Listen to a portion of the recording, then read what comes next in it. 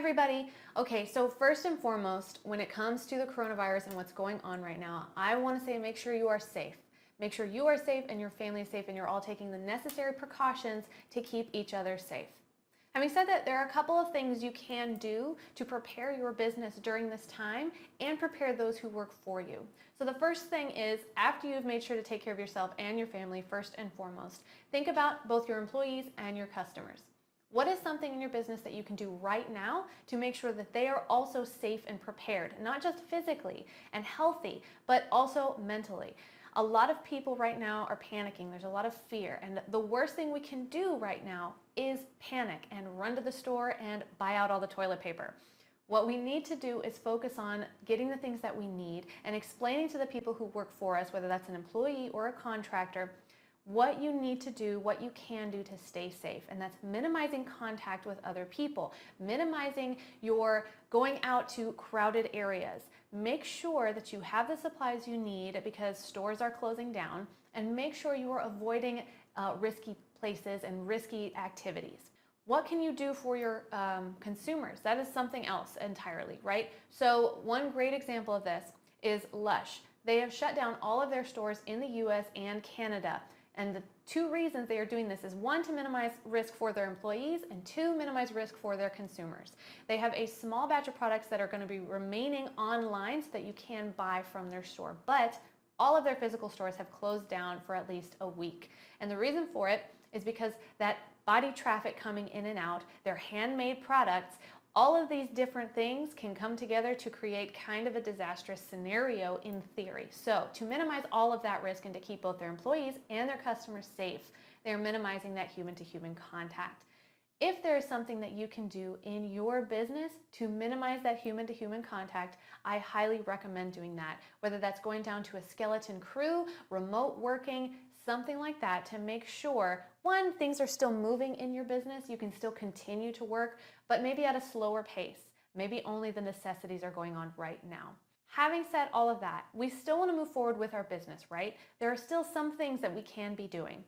One of the things we like to think about is taking the opportunity when it comes to you. Even in a time like right now, when things are looking a little bit bleak, there is opportunity for improvement for your business. So inevitably, things are going to slow down. You're going to have a little bit more time. Let's start thinking about the tasks that we've been putting off that we can now tackle to improve our business, so that when things clear out and we see an upswing in sales again and people start to return to a normalcy in their lives, your business is prepared and ready for it. And better than that, your business has something new, different, more structured, more tightly put together that you can now offer your customers. So what is something that you can take care of right now during this downtime?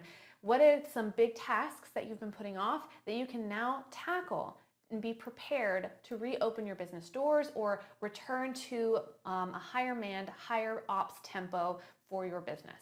Something else we want to talk about is NewsJacking.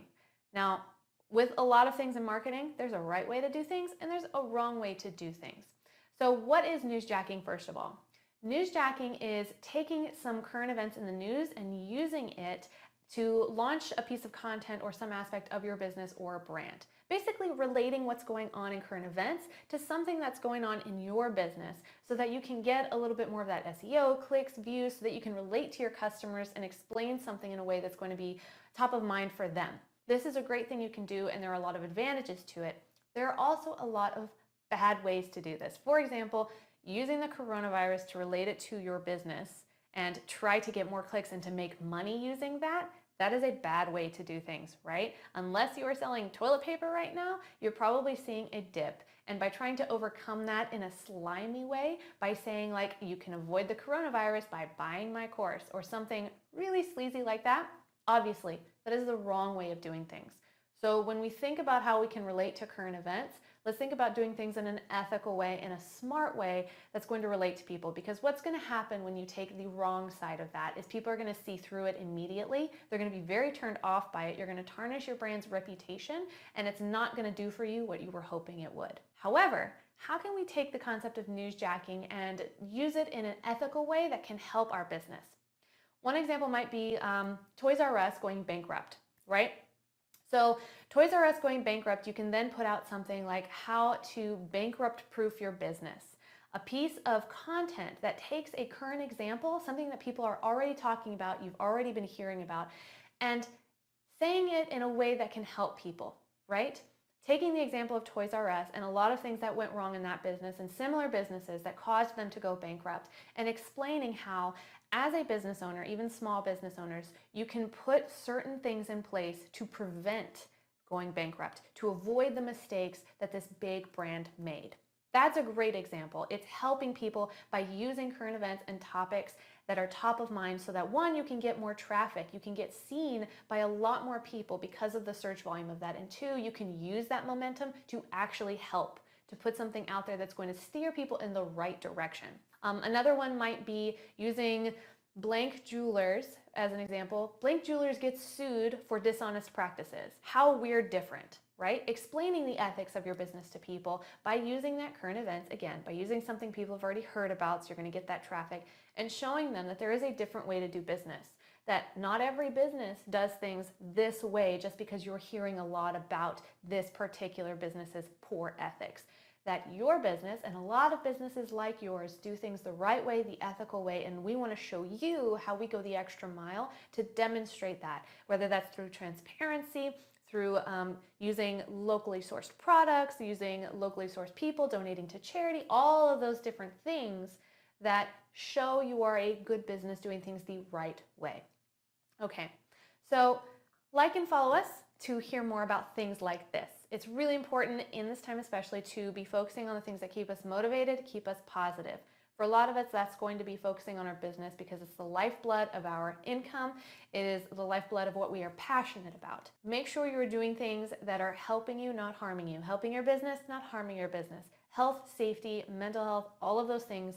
Let's focus in on helping each other and supporting each other and making sure we are staying positive, right? So join us on YouTube, on Instagram, on Facebook. Drop a comment and let us know that you are safe, because that is first and foremost what we are concerned about. And over that, tell us what you're doing right now to stay positive. What can you do in this time to increase the structure of your business in a way that helps other people? What can you do right now to minimize the risk of your customers and your employees? Let's start a conversation around how we can take this pandemic and do something positive right now and minimize the risk so that in the end, we're all safe, we're all okay, and we can still continue forward in some form of normalcy when the pendulum has swung the other way. All right, everybody, we really love creating content for you, so make sure you like, subscribe, follow us everywhere you can, and let us know how we can better help you. We'll see you in the next video. Bye-bye.